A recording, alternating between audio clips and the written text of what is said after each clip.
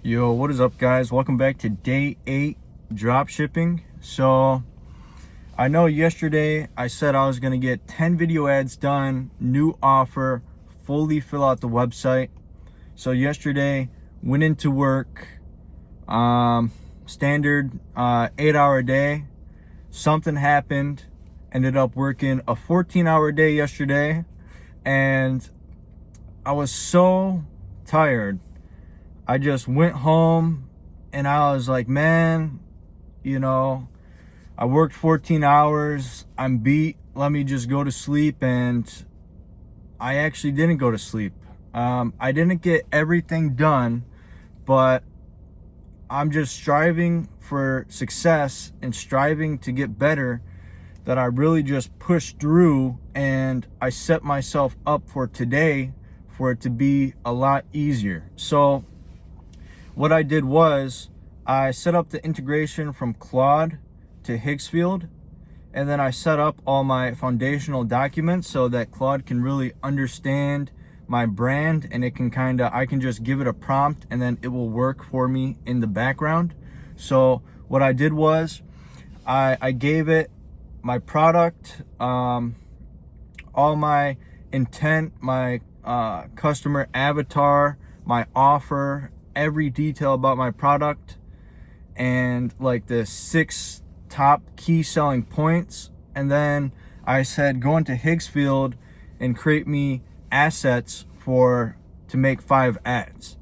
And this is where it kind of went a little bit downhill, because it was like, okay, check back in 20 minutes. So I went back to my website, finished my website. My website's fully done now. Changed my offer, way better offer. And then I went back to Claude after like an hour and it still wasn't done.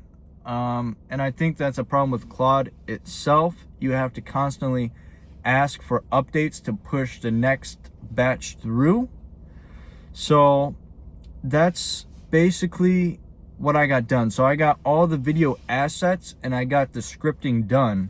So basically when I get home, I just have to piece them all together, because it's not one coherent video. It's like 6 different videos of different scenarios through the timeline. So I just have to piece them together. I'm going to use an 11 Labs voiceover and then just stitch them all together. And then I think altogether it was about 33 clips for all 5 ads. And then, yeah, just voice over the scripts using 11 Labs and then piece all the ads together.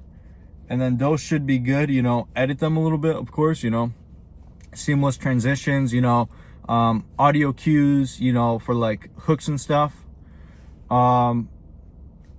So that was that. If you're looking to do the Claude integration for Higgsfield, I would honestly say the video part, it's not that good. I think where it strives is really probably image ads. Kind of just get hooked or scroll ad library and give Claude your brand assets and say, hey, I really like this static ad, make me 5 more of them, but for my product. I think that's where it would really strive. The video part, I think it would have been a lot faster if I honestly just did it myself. It was really pissing me off, because it was like, give me 5-10 minutes, check back and I'll give you an update. And I check back and 20 minutes later nothing would happen. I'd be like, update bro, update. And then it's like I'm out of usage and I'm like, well, what the fuck, man? So I think static ads are gonna be good for Claude automation, but make sure to give it your foundational doc so it really understands your customer, who you're targeting, who your sales page is targeting, and what your offer is, so that it can really dial in those graphics for your statics. So yeah, okay, so today, or well, today, what I plan to do is, so the website's good, offer's good. I'm gonna make those ads, launch them. Hopefully they're gonna go live before 12. And then I'm gonna get started on the listicle. And with this Claude integration, it's going to make it so seamless to make image ads where I honestly think I could make them in batches of 10 or 20 and use Get Hooked for like references for winning or popular ads or whatever, and really just use that to mass produce high performing direct response static ads. Which, if you don't know, a static is just an image ad. I don't know why they call it static, but that's what they're called. So static is just an image ad. So I really think once I get this listicle done, that's going to be a game changer, because I feel like video ads is where I fall off, because I really only had like 3-4 hours to get work done today. Since I worked 14 hours, I only got 6 hours of sleep, maybe 5.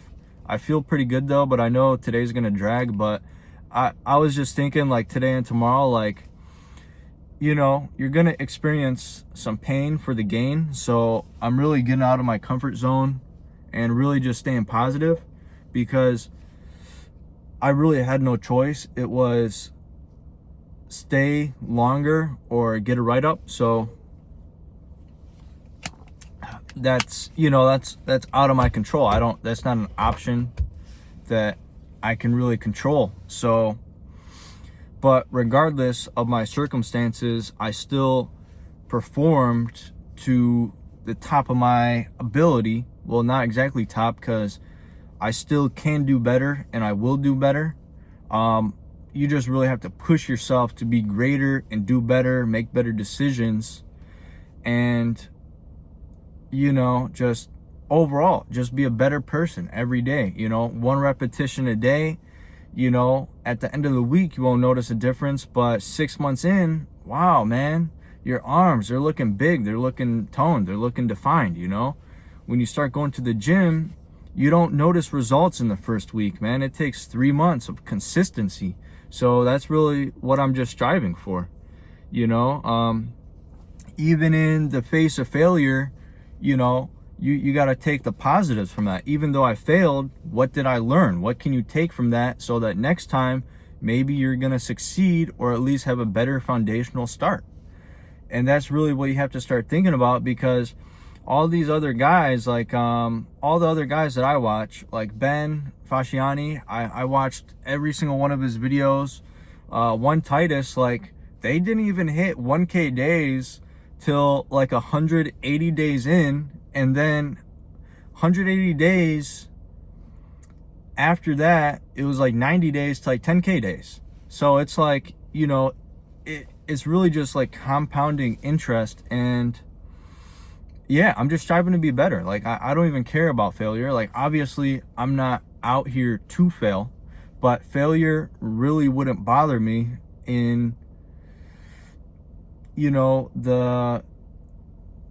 in like a fuck, I honestly don't know the word, but to learn and get better or whatever. So yeah,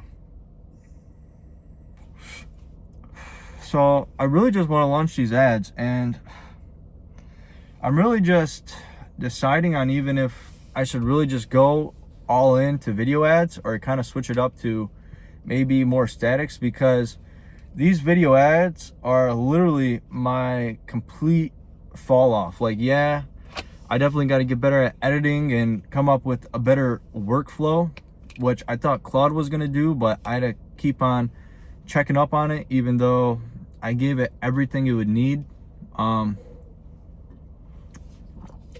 because it needed a lot more input and processes along the way than I thought. Even though I gave it everything it needed, it just needed, you know, the human confirmation for it.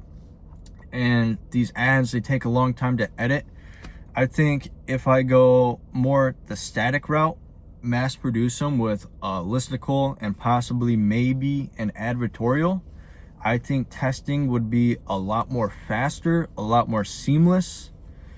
And, you know, with image ads, you don't really have to edit them. You know, Nano Banana is so good that you upload your reference, you upload, you know, your product photos, give it to Claude, and he's like, yeah, swap out this for your brand, and then good, you're good to go. I mean, literally, a batch of 10 ads would take 5 minutes, guys. So that's really what I'm thinking about. But we're gonna see how these video ads perform tomorrow. I'm gonna give it my best editing I've ever done, and with the script writing, I really went all out, and it's a little bit more fast-paced, shorter than the last ones because I did have a higher cost per click. So these ones are a little bit less storytelling and a little bit more direct to the point, but overall I think they're gonna close the sale.